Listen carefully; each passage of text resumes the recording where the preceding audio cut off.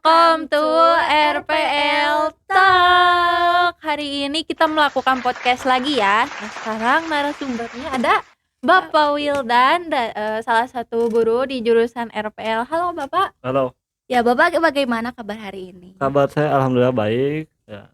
Alhamdulillah. Alhamdulillah ya Pak ya. Hari ini gimana Bapak moodnya? Ada ngajar di kelas mana gitu? Kalau untuk mood alhamdulillah agak baik, terus mungkin agak sedikit problem juga, cuman Siap. alhamdulillah bisa ditangani. Ya, siap. Alhamdulillah ya.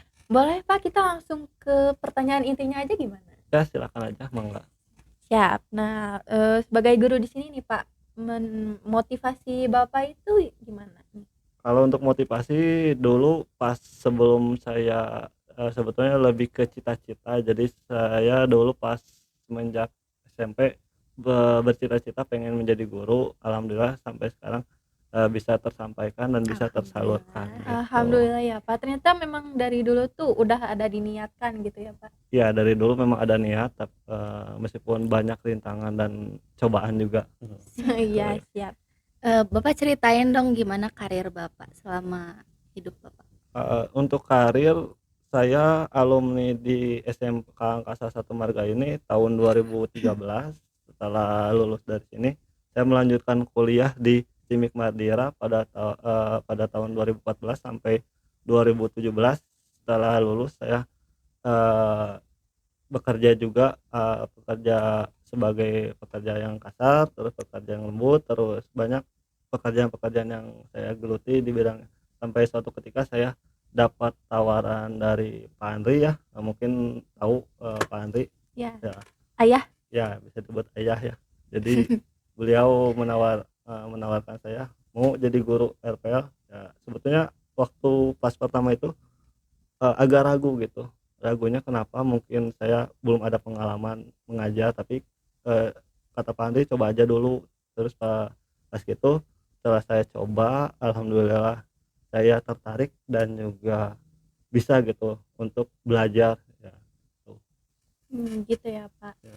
Nah, menurut Bapak nih, kalau misal Bapak lagi ngajar di kelas gitu, terus ada siswa yang nakal gitu, gak mau dengerin Bapak atau gak mau memperhatikan gitu, Bapak gimana nih cara menghadapinya?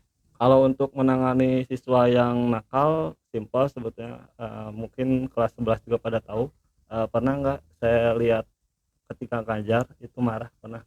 Tidak, Pak. Enggak ya? Itu ya Iya, mungkin yang paling kunci utama itu ada kesabaran dan dalam mendidik siswa. Kalau misalkan kita nggak sabar, otomatis kita mudah emosi dan juga mudah terpancing. Tapi saya juga namanya manusia, ada yang namanya kesal juga pasti ada, cuman sebisa mungkin untuk bisa sabar gitu. Ya, berarti kuncinya itu sabar ya Ya pemirsa. sabar. Nah, menurut Bapak nih, untuk adik kelas, akang teteh yang lagi PKL sama angkatan kita nih, biar caranya kompak itu gimana? Cara menjadi kompak mungkin yang lebih utama adalah kita harus bisa saling berdekatan di sini adalah bagaimana caranya supaya kita lebih terjalin lagi komunikasinya, terus cara apa namanya cara belajar, terus cara, sebetulnya masih banyak, bukan hanya itu, tapi poin utamanya itu dua ya, yang saya ambil. Begitu ya Pak. Nah, harapan Bapak untuk RPL ini gimana Pak? Untuk harapan ke depan saya ingin RPL ini bisa menjadi suatu komunitas ya. Saya lebih sukanya menyebutnya komunitas yang lebih kompak. Terus setelah nanti lulus, jangan sampai melupakan rumah kedua kalian di sini. Soalnya kalau untuk rumah pertama mungkin rumah kalian ya, untuk rumah kedua jangan sampai dilupakan, karena ini adalah tempat pendidikan yang kalian apa namanya di Berkembang. ya, untuk berkembang gitu ya. Ya, jadi gitu guys, jangan melupakan di mana kita tumbuh, di mana kita berkembang gitu. Ya, untuk pertanyaan selanjutnya, gimana pesan Bapak untuk kedepannya untuk Bapak sendiri? Pesan, kalau untuk pesan saya untuk diri sendiri, jangan mudah patah semangat, harus selalu ceria dan harus selalu belajar lagi. Soalnya kalau misalkan sebagai guru kita harus selalu yang namanya belajar sendiri, terutama saya sebelum ngajarin itu saya dari sekitar jam 9 malam sampai jam 11 malam itu saya belajar dulu baru nyampein materi untuk kalian gitu. Gitu ya Pak.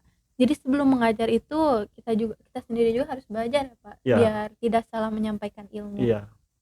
Nah, untuk Bapak nih, untuk kita dari Bapak, menurut Bapak belajar yang paling efektif untuk kayak bahasa pemrograman, terus basis data mungkin yang kayak gitu menurut Bapak biar efektifnya gimana nih ke kita? Kalau untuk pembelajaran supaya efektif yaitu gimana caranya kita harus terbiasa. Contohnya kalau misalkan Meisya pengen bisa belajar pemrograman PHP, otomatis kita harus membiasakan diri dengan pemrograman itu.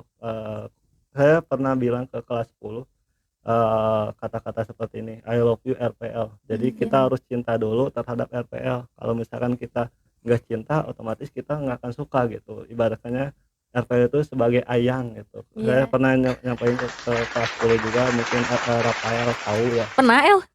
Nah, kurang lebih kayak gitu ya.